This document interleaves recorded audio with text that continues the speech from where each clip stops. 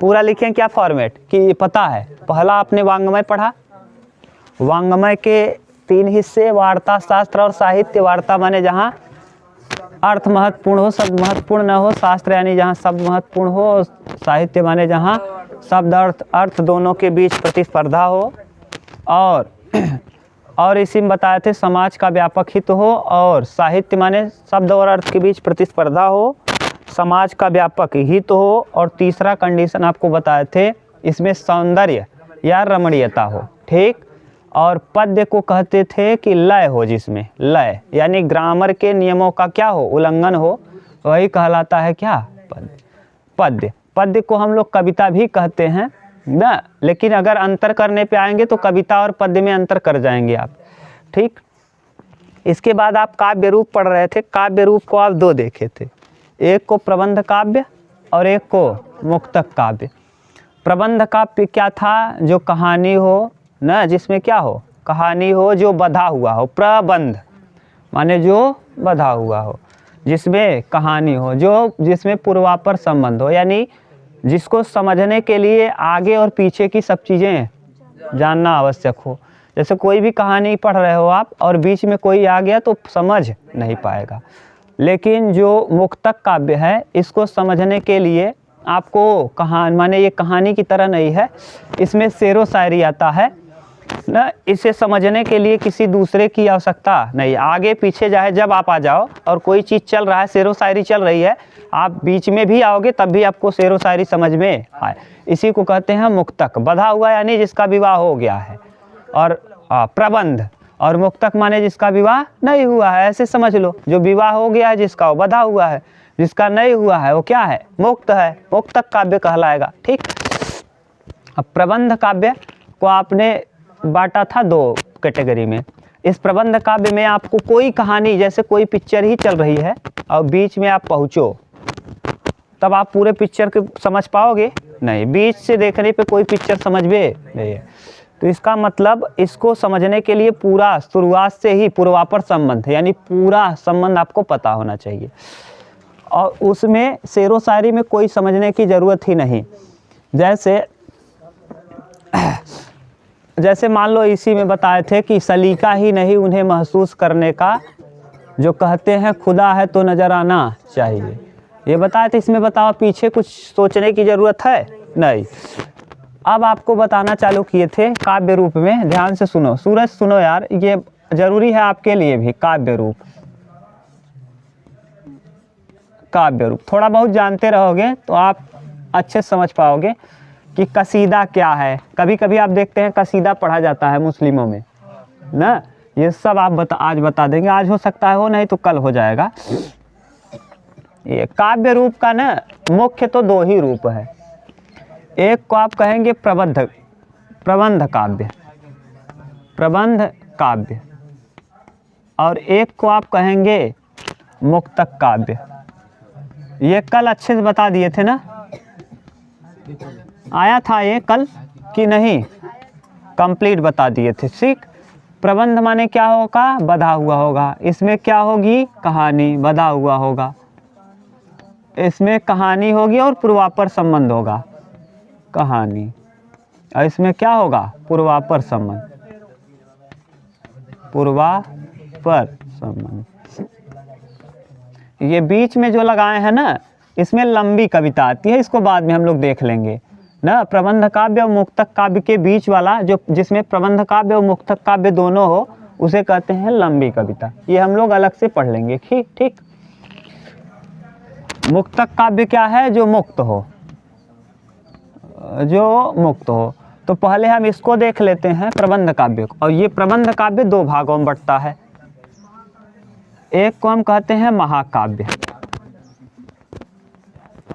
महाकाव्य, और एक को कहते हैं हम खंड काव्य।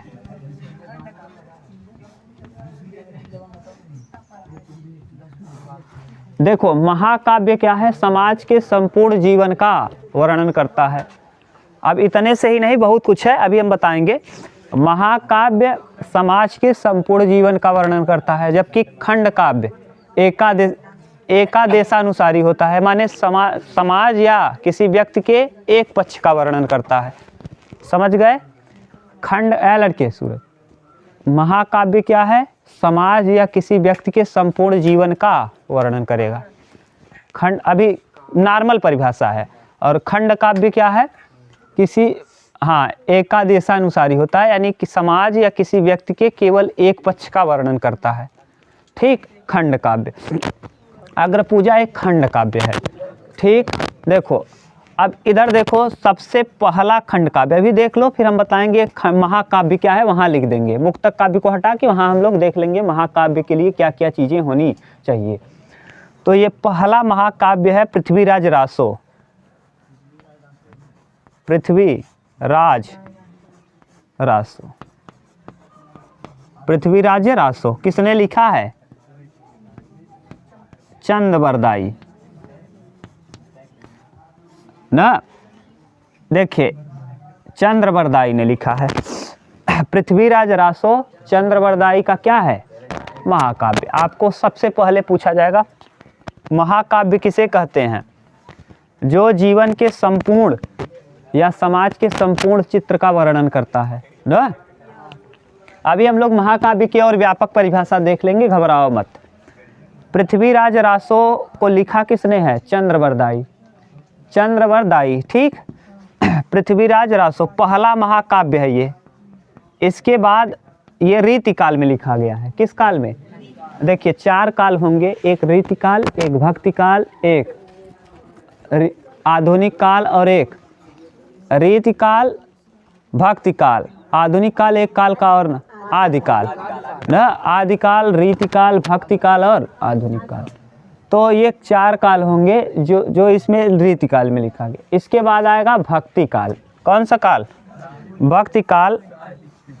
लिखना हो तो यहाँ लिख सकते हो, पृथ्वीराज रासो चंद्रबरदाई की पहला महाकाव्य है। और महाकाव्य को लिखने वाले का नाम कहलाता है महाकवि। जैसे कवि, महाकवि कालिदास, महाकवि तुलसीदास। तो जहाँ जो महाकाव्य लिखेगा वो महाकवि कहलाएगा। ठीक। इसके बाद भक्ति काल में एक आई, चंद्रबरदाई द्वारा लिखा गया, ये ना खूब फेमस हुआ। लेकिन जैसे ही भक्ति काल में तुलसीदास ने रामचरितमानस लिखा। क्या?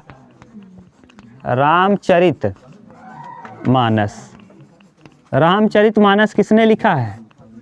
तुलसीदास। ये भक्ति काल में लिखी गई है, तुलसीदास। ये तुलसीदास रामचरितमानस ने लिखा है। यह इसे कहा जाता है महाकाव्य में सबसे महत्वपूर्ण महाकाव्य। इससे महत्वपूर्ण महाकाव्य कुछ हुआ ही नहीं, ये सबसे महत्वपूर्ण महाकाव्य है। ठीक। ये कितने तुलसीदास जी लिखे हैं, कितने सर्गों में है? 7 सर्ग में। 7 सर्ग में ना, ये पूछा जाता है प्रश्न, कितने सर्ग में विभाजित है? 7 सर्गों में विभाजित है। तीसरा रामचंद्रिका है।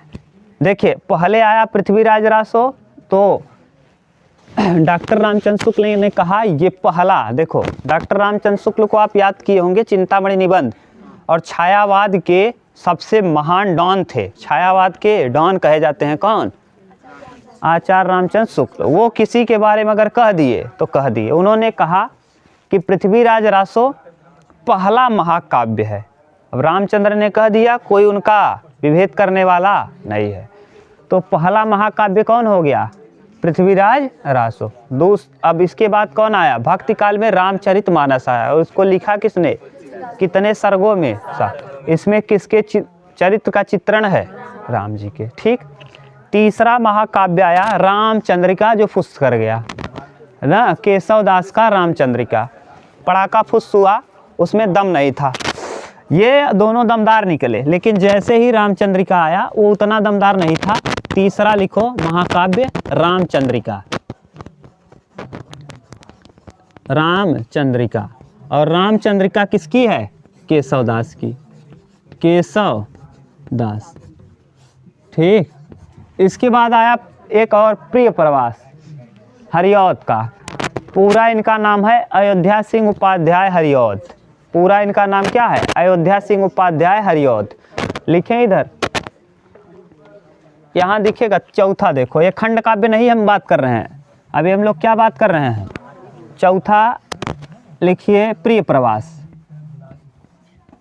प्रिय प्रवास, प्रिय प्रवास, प्रिय प्रवास किसका है? अयोध्या सिंह उपाध्याय हरिऔध। अयोध्या सिंह, ये जितना लिख रहे हैं अयोध्या, ये इम्पोर्टेंट लिख रहे हैं, सब पूछा हुआ है। अयोध्या, ये नहीं पूछा है कि खंड काव्य है, लेकिन ये पूछा है किसकी है, प्रिय प्रवास। अयोध्या सिंह उपाध्याय, उपाध्याय ध्याय, और इनको कहा जाता है क्या? हरिऔध। हरिऔध के नाम से जाने जाते हैं, हरिऔध, हरिऔध। ठीक, अयोध्या सिंह उपाध्याय हरिऔध। ये इसके बाद पांचवा आएगा साकेत, मैथिली शरण गुप्त का। हाँ, ये हरिऔध ही देगा, हरिऔध ऐसे रहेगा ना, हरिऔध। और इनका पूरा नाम क्या है? अयोध्या सिंह उपाध्याय हरिऔध। इसके बाद साकेत आएगा, साकेत, मैथिली शरण गुप्त का। साकेत किसकी है? मैथिली शरण गुप्त की, मैथिली शरण गुप्त की। हाँ, इन्हें राष्ट्र कवि भी कहते हैं, राष्ट्र कवि के नाम से। हाँ, राष्ट्र कवि के नाम से भी जाना जाता है। ठीक, आगे हम लोग देखेंगे, बहुत डिटेल में सब आएंगे ना, जब हम लोग एक एक के विषय में पढ़ेंगे तो देखेंगे। छठवां आया साकेत के बाद आएगा राम की शक्ति पूजा। राम की शक्ति पूजा, राम की शक्ति पूजा, ये केवल 10 पेज में है, 10 पेज। और ये है सूर्यकांत त्रिपाठी निराला की, सूर्यकांत त्रिपाठी निराला, त्रिपाठी निराला, निराला। जब ये आया ना, तो अभी तक ये नियम था कि जो महाकाव्य होना चाहिए वो थोड़ा सा बड़ा होना चाहिए। ये केवल 10 पेज में होते हुए भी ये तो कह ही नहीं रहे हैं कि हमने क्या लिखा है, महाकाव्य लिखा है। लेकिन जब इसको पढ़े, कुछ आलोचकों ने कहा कि ये क्या है, महाकाव्य है। ये खुद नहीं कहेंगे, गूगल में आप देखोगे ना, ये खुद नहीं लिख रहे हैं कि मेरा एक महाकाव्य है। लेकिन कुछ लोग, कुछ आलोचक पढ़ के इसे हक्के बक्के हो गए कि 10 पेजों में इतना बेहतरीन वर्णन ना, तो इसको दे दिया गया किसका उपाधि, महाकाव्य। ये 10 पेज में होते हुए भी इतना समुचित वर्णन कर दिया है पूरे जीवन का कि इसको आलोचक ये कहने पे मजबूर हो गए कि ये क्या है, महाकाव्य। वैसे पे महाकाव्य देखोगे तो मोटी मोटी होती हैं, जैसे रामचरितमानस देखोगे इतना मोटा है, लेकिन ये केवल 10 पेज का होते हुए भी इसे आलोचक आपको आलोचना बता दिए हैं, जो अच्छाई और बुराई को बता दें। ये आलोचक जो पढ़ते हैं ना, हक्के बक्के रह जाते हैं कि इसे 10 पेज में होते हुए भी पूरे संपूर्ण जीवन का क्या कर दे रहा है, चरित्र चित्रण। ठीक, तो इसीलिए राम की शक्ति पूजा सूर्यकांत त्रिपाठी निराला ने जब लिखा, तो जो महाकाव्य होने के जो कसौटियाँ हैं, वो कसौटियाँ फेल हो जाती हैं इस पे। अभी हम लोग देखेंगे कि महाकाव्य होने की क्या क्या कसौटी है ना, कसौटी होने के लिए क्या क्या, इतना उतारो तो हम लोग देख लेते हैं यहाँ, इसको मिटा के मुक्तक काव्य को, महाकाव्य की कसौटियाँ उतारो इसको।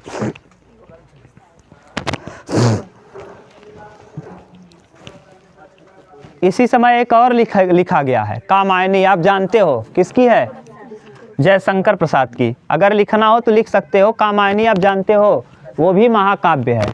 लेकिन हाँ, लोकायतन। हाँ, अब देखो, जो ये कामायनी जो है, ये कामायनी महाकाव्य है, लेकिन इसका नायक जो है ना, इसमें अभी हम लोग ये जब महाकाव्य देखेंगे, महाकाव्य की क्या क्या माने कसौटियाँ हैं, तो जो नायक होना चाहिए ना, वो धीरोदात्य होना चाहिए। और ये कामायनी का जो नायक है ना, पूरा लंपट मूर्ख है।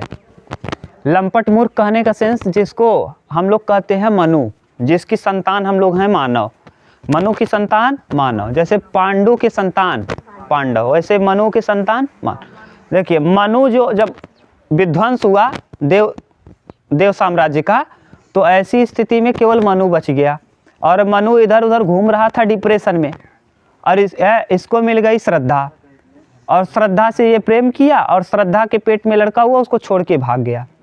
और जाके कहीं थी ईड़ा, और ईड़ा से जाके वो क्या कर लिया, ईड़ा से वो कर लिया, ईड़ा का मना कर रही बार बार, लेकिन उसके पीछे पड़ गया है।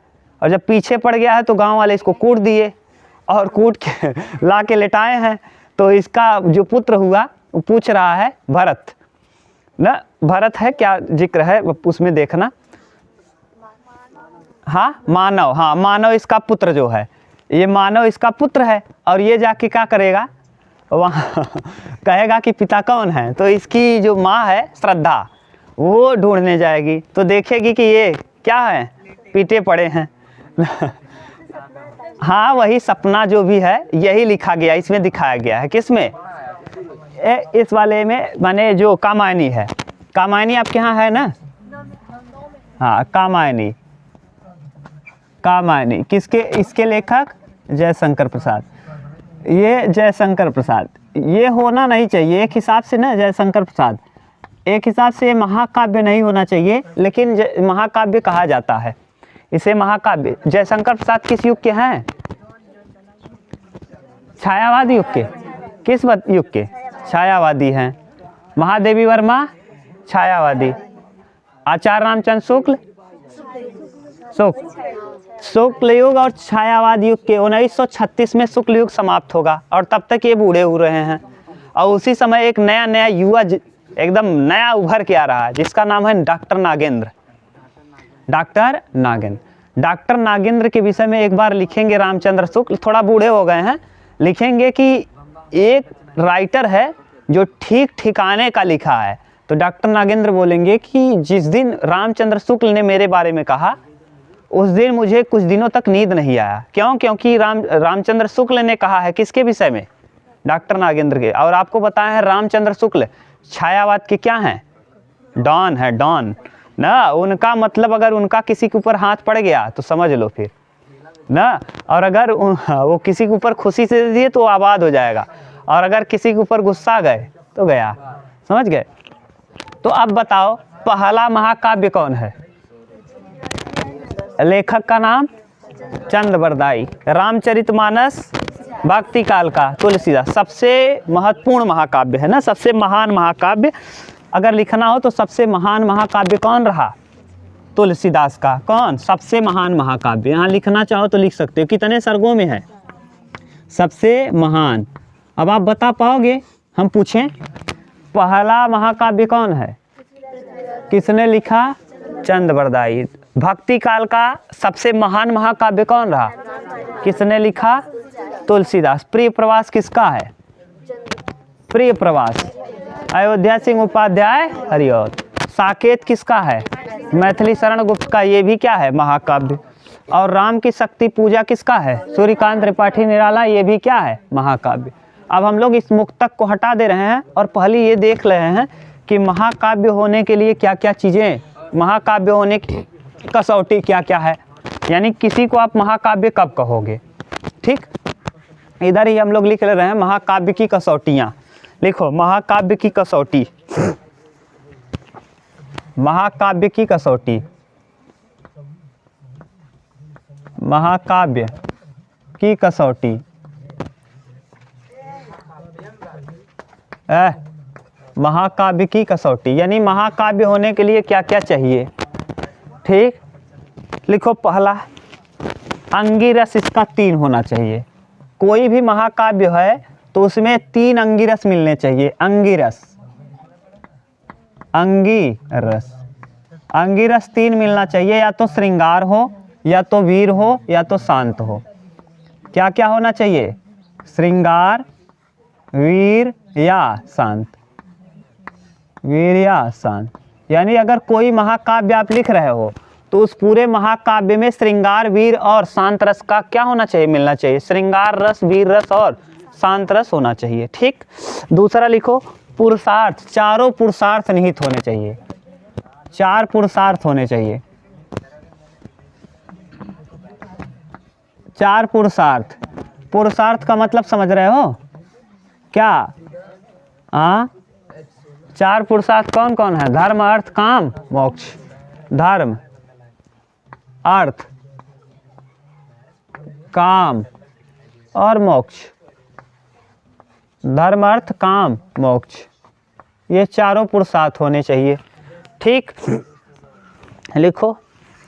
इसमें छंद वैविध्य होना चाहिए, यह नहीं कि एक ही छंद में लिखा गया हो, सभी छंदों का उपयोग किया गया हो। ये नहीं कि केवल जो भी महाकाव्य लिखा है केवल एक ही छंद में पूरा महाकाव्य हो, कई जितने भी छंद हैं सब उपयोग किए गए हों। यानी छंद वैविध्य होना चाहिए, छंद वैविध्य, वैविध्य। समझ रहे हो ना क्या कर रहे हैं? महाकाव्य होने के लिए क्या क्या चाहिए? पहला तो अंगिरस क्या क्या होना चाहिए? श्रृंगार या तो वीर या तो शांत, श्रृंगार वीर और शांत रस उसमें होना चाहिए। दूसरा चारों पुरुषार्थ निहित होने चाहिए, धर्म होना चाहिए, अर्थ होना चाहिए, काम और मोक्ष। छंद वैविध्य होना चाहिए, एक ही छंद में पूरा महाकाव्य न लिखा गया हो, कई प्रकार के छंदों का उपयोग किया गया हो। ठीक, लिखो अगला। 8 या उससे अधिक सर्ग होने चाहिए, 8 या उससे अधिक, 8 या उससे अधिक, उससे अधिक सर्ग। अब देखो इस हिसाब से हाँ रामचरितमानस क्या हो जाएगा? गड़बड़ हो जाएगा। 8 या, इसका मतलब इससे ये क्लियर हो रहा है कि जो महाकाव्य की कसौटी बनाने वाले आदमी है वो अलग हैं और जो महाकाव्य लिखने वाले हैं वो, तभी तो, क्योंकि इन्होंने 7 ही सर्ग में लिख दिया और ये है कितने सर्ग में? 8 या 8 से अधिक, तो ये एकदम उचित नहीं है। नायक जो होना चाहिए, चौथा नायक, इसका धीरोदात्य होना चाहिए, धीरोदात्त, धीरोदांत, धीरोदात्त मतलब धैर्यवान होना चाहिए। और ये देखो कामायनी को हम लोग क्यों नहीं ले रहे थे?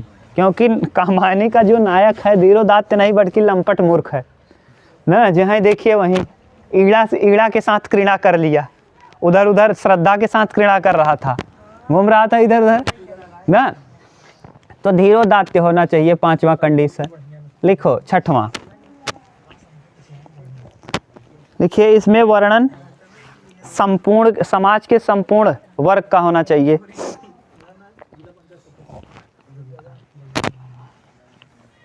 छठवां लिखो सज्जन प्रशंसा होनी चाहिए, जो सज्जन हो उनका क्या हो? प्रशंसा, और दुर्जन निंदा हो।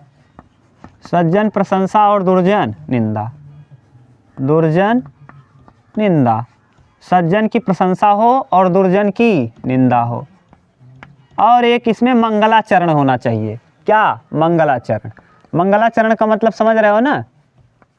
जैसे शुरुआत में मंगल कामना किया गया हो, मंगलाचरण। तो ये इतनी चीज़ें हो जाएंगी तो हम कह देंगे कि कोई भी काव्य जो है वो क्या है? महाकाव्य। पहला कसौटी क्या है? अंगिरस इसमें होना चाहिए। कौन कौन अंगिरस? श्रृंगार, वीर या शांत रस होना चाहिए। दूसरा कसौटी इसका क्या है? चारों पुरुषार्थ उसमें निहित हो, धर्म अर्थ काम मोक्ष। और इसमें छंद वैविध्य हो, यानी जो छंद हो वो कई छंदों में लिखा गया हो, ये नहीं कि एक ही छंद में लिखा गया हो। 8 या उससे अधिक सर्ग होने चाहिए। और इसमें धीरोदात्त, नायक जो होना चाहिए वो धीरोदात्त होना चाहिए। आगे सज्जन प्रशंसा और दुर्जन की निंदा हो। और इसमें मंगलाचरण हो और समाज के पूरे चरित्र का वर्णन हो। ठीक, इस तरीके से हम महाकाव्य की कसौटियों को देखते हैं। ये जरूरी नहीं कि ये जितना लिखे हैं पूरा कंप्लीट ही हो। राम की शक्ति पूजा देखो, 10 लाइन में होते हुए भी, 10 पेज में होते हुए भी ये पूरे कसौटियों को धारण करता है। ठीक, तो ये रहा क्या होने का? महाकाव्य होने की कसौटी। और कौन कौन महाकाव्य आपको पढ़ना है ये बता दिए। अब महाकाव्य के बाद हम लोग क्या देखेंगे? खंड काव्य। नहीं, खंड काव्य आज ही देख लेंगे, कल करेंगे आगे। तब खंड काव्य बहुत ज़्यादा नहीं है, थोड़ा सा है, देख लो। अब बताओ महाकाव्य में कहीं कन्फ्यूजन हो तो बताओ। पहला महाकाव्य पृथ्वीराज रासो, राइटर का नाम चंद बरदाई, चंद बरदाई। दूसरा महाकाव्य रामचरितमानस, दूसरा नहीं, उसके बाद रामचरितमानस जो सबसे महान महाकाव्य है, जिसको लिखने वाले तो प्रिय प्रवास किसका है? हरिऔध का। हरिऔध का पूरा नाम अयोध्या सिंह उपाध्याय हरिऔध। साकेत किसकी है? मैथिली शरण गुप्त की। कामायनी किसकी है? जयशंकर प्रसाद की। और एक और है राम की शक्ति पूजा, किसकी है? सूर्यकांत त्रिपाठी। 1936 में ही प्रेमचंद की मृत्यु होगी। 1936 में ही क्या समाप्त होगा, 1936 में ही लिखा गया है ये और कामायनी। ये कामायनी पहले लिखा गया है, राम की शक्ति पूजा बाद में। 1936 में दोनों हैं ये, और 1936 में ही ये भी 1936 में लिखी गई है, ये भी 1936 में, पहले ये बाद में ये। 1936 में ही मृत्यु हुई है किसकी, प्रेमचंद की। 1936 में ही छायावाद युग समाप्त होगा ना। ये सब अगर डाटा याद करना हो तो 1936 में छायावाद समाप्त, 1936 में ही प्रेमचंद की मृत्यु, 1936 में ही कामायनी लिखी गई, 1936 में ही राम की शक्ति पूजा। अब बताओ इसका जो नायक है धीरोदात्त है कि लंपट मूर्ख है?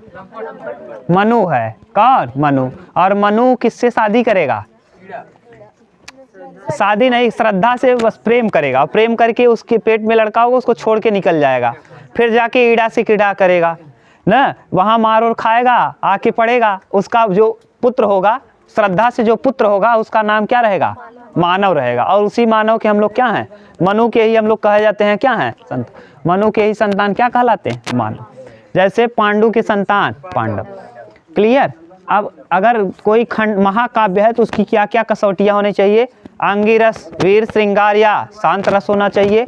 दूसरा, उसमें चारों पुरुषार्थ निहित होने चाहिए, धर्म, अर्थ, काम, मोक्ष। तीसरा, उसमें क्या होना चाहिए? छंद वैविध्य होना चाहिए, माने कई छंदों में लिखा गया हो। चौथा, वह 8 या 8 से अधिक सर्गों में होना चाहिए। पांचवा, उसका नायक धीरोदात्त होना चाहिए। छठवां, उसमें सज्जन प्रशंसा और दुर्जन निंदा हो। सातवां, समाज का संपूर्ण चरित्र चित्रण हो। आठवां, उसमें क्या? मंगलाचरण हो। मंगलाचरण माने जैसे कोई शुरुआत में कोई, आप जैसे कहीं शादी विवाह ही पड़ता है तो गणेश भगवान का नहीं लगा देते, वही मंगलाचरण है। ठीक। अब हम लोग देखते हैं अगला कौन सा? खंड काव्य। किसे कहते हैं? खंड काव्य। उतारो तब इतना। ये देखो कौन सी कसौटी है? ये परंपरागत कसौटी है। आधुनिक कसौटी में कहा जाता है, आधुनिक कसौटी क्यों आई? क्योंकि ये जो लिखा गया राम की शक्ति पूजा, जब इसको लोगों ने पढ़ा तो हक्के बक्के रह गए, तो कहा कि अब जो कसौटी पुरानी वाली है वो कसौटी उतना ठीक नहीं है। राम की शक्ति पूजा 10 पेज में होते हुए भी पूरा महाकाव्य का क्या धारण करती है? गुण। तो इसीलिए अब इसके, अब जो पुराने डर रहे हैं, जैसे आप लोग सोचो, जो पुराने लोग रहे होंगे रईस, या जो पुराने अमीर रहे होंगे, वो अमीर आज के समय में अमीर कहलाएंगे? पहले 10 लाख रख लिए थे तो क्या करो, बहुत बड़े धनी कहलाते थे, अब वो कहलाएंगे नहीं। तो ये जो कसौटी थी ये परंपरागत कसौटी थी या पुरानी। अब आधुनिक कसौटी क्या है? उदांत होना चाहिए। ये जैसे कामायनी को क्यों मिला? क्योंकि इसमें जो उदांतता आनी चाहिए। क्या क्या उदांत होना चाहिए? चरित्र उदांत हो ना, चरित्र उदांत हो या महत्व हो, चरित्र उदांत हो या महत्व हो। इसमें घटना उदांत हो या महत्व हो, शैली उदांत हो या महत्व हो, ये आधुनिक कह सकते हो। अब ये देखो महाकाव्य के प्रकार भी होते हैं। महाकाव्य के 4 प्रकार होते हैं: घटना प्रधान, वर्णन प्रधान, चरित्र प्रधान। लिखो महाकाव्य के प्रकार। महाकाव्य के प्रकार, पहला लिखो घटना प्रधान। पहला लिखो घटना प्रधान, लिख लो। घटना प्रधान, वर्णन प्रधान, चरित्र प्रधान, भाव प्रधान। लिखो महाकाव्य के प्रकार। अभी हम पूछेंगे, घबराओ मत। महाकाव्य के प्रकार। प्रिय प्रवास किसकी है? अयोध्या सिंह उपाध्याय, अरे साकेत। राम की शक्ति पूजा, सूर्यकांत त्रिपाठी। चंद, पृथ्वीराज रासो। चल ठीक, याद है। बताओ इसमें लिखो महाकाव्य कितने प्रकार का? पहला घटना प्रधान, घटना प्रधान। दूसरा लिखो वर्णन प्रधान, वर्णन प्रधान, वर्णन प्रधान। तीसरा लिखो चरित्र प्रधान, तीसरा लिखो चरित्र प्रधान, चरित्र प्रधान। और चौथा लिखो भाव प्रधान,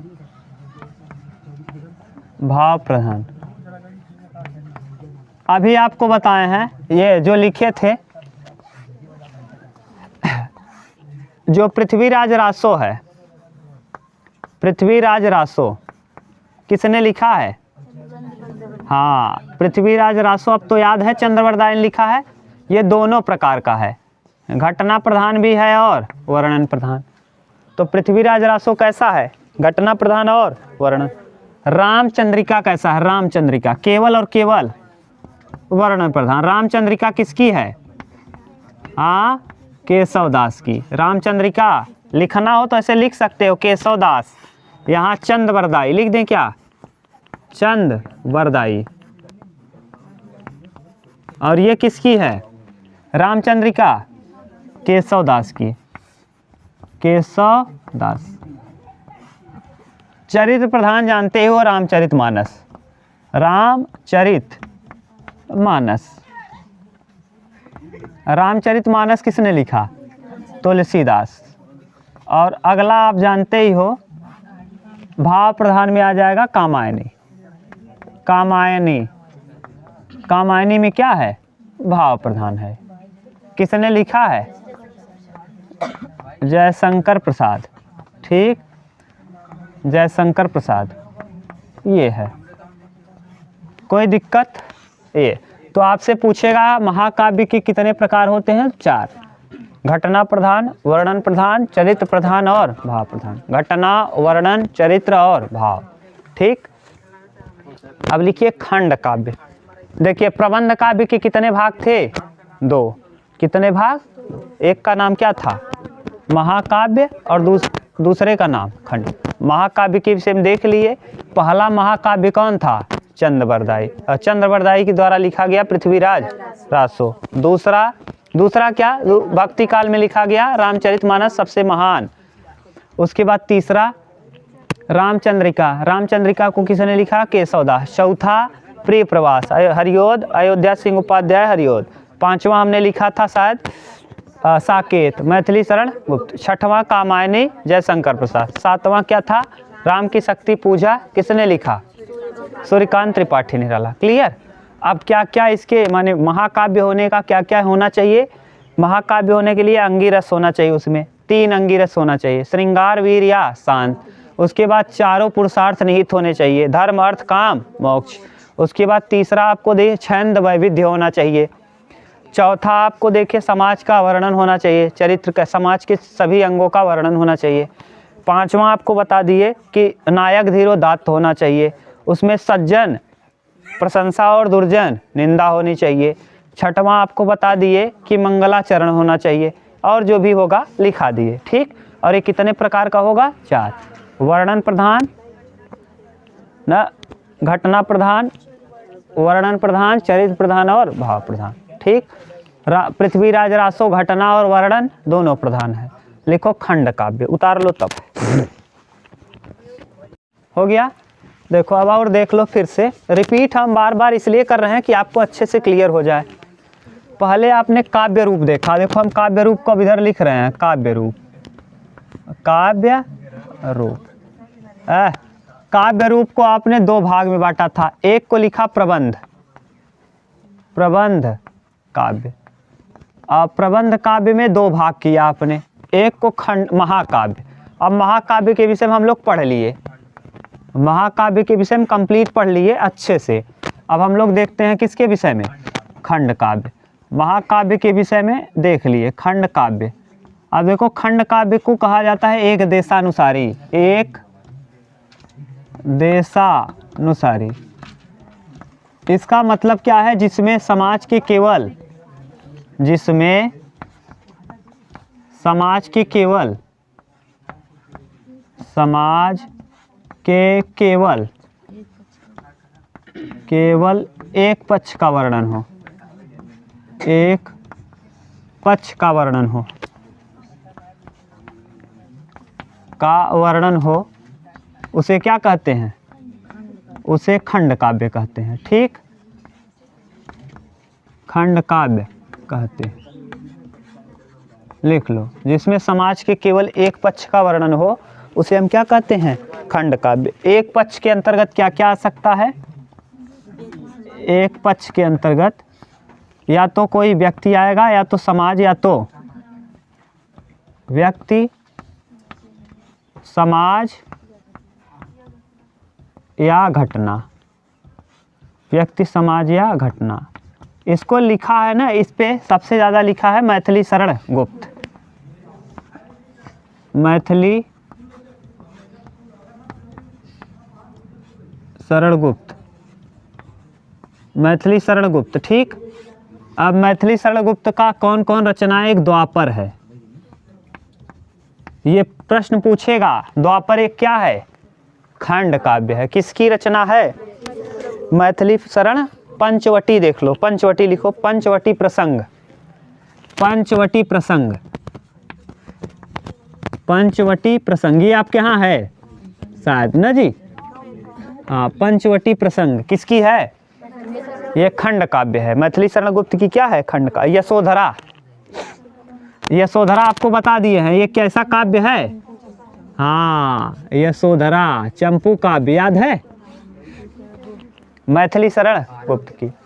इसमें रासो काव्य भी आ जाता है कभी कभी, रासो काव्य, रासो, रासो काव्य में लिखो कई हैं। परमाल रासो, परमाल रासो, परमाल रासो, हम्मीर रासो, हम्मीर रासो,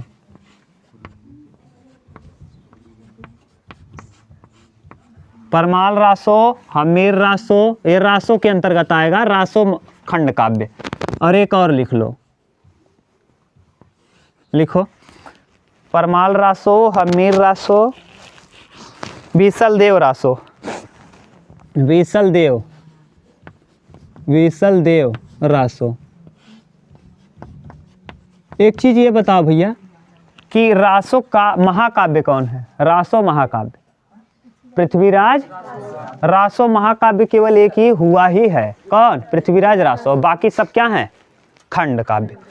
रासो काव्य में खंड काव्य पूछेगा बता लोगे कौन कौन? परमाल रासो, हम्मीर रासो, विसल देव रासो। और एक लिखा गया है संदेश रासक ना। कोई मुस्लिम खंड काव्य लिखने वाला केवल एक ही हुआ है, संदेश रासक। ये मुस्लिम लिखा है, संदेश रासक, संदेश रासक। स ऐसे रहेगा क्या? संदेश में रासक, संदेश रासक। ठीक, लिख लो संदेश रासक। मुस्लिम द्वारा लिखा गया केवल एक खंड काव्य यही है ना। लिखना हो तो लिख सकते हो, मुस्लिम द्वारा लिखा गया। ठीक, ये सब क्या हैं? खंड काव्य। क्या हैं? खंड काव्य हैं। एक संदेश काव्य होता है जो आजकल चल रहा है व्हाट्सएप वाला, संदेश काव्य। संदेश काव्य, जैसे संदेश काव्य का कैसे कैसे आया है थोड़ा हम लोग बाद में पढ़ेंगे, इसको देख लेंगे। संदेश काव्य अलग से ही आएगा। जैसे पहले आप लोग देखते होंगे कबूतर से चिट्ठी आती जाती थी ना, और फिर क्या हुआ, ये कैसे बना जानते हो? एक महिला है जो निरक्षर है, निरक्षर है, और उसका पति कहाँ रहता है? माने गुजरात के वहाँ खंभात की खाड़ी में काम करने गया है। तो कोई उसका वहीं कोई काम करने जा रहा है गांव का आदमी, तो महिला जाके उसको 223 छंद बोलती है, 223 छंदों में संदेश देती है। और रास्ते में ही नायक याद करते करते मर गया। अरे ऐसे मजाक कर दिए। ये संदेश रासक का मतलब पहले कैसे कैसे शुरू हुआ? तो पहले आदमी दूसरे आदमी से कहता था, फिर धीरे धीरे पत्र वाला सिस्टम आया, फिर पत्र वाले के बाद टेलीफोन आया, और टेलीफोन के बाद अब व्हाट्सएप चल रहा है। तो कैसे कैसे संदेश रासक विकास किया जानते हो? ये है। इस पे आप कह भी सकते हो कि मेरे पिया गए रंगून, वहाँ से किए हैं टेलीफोन, जिया में आग लगाता है।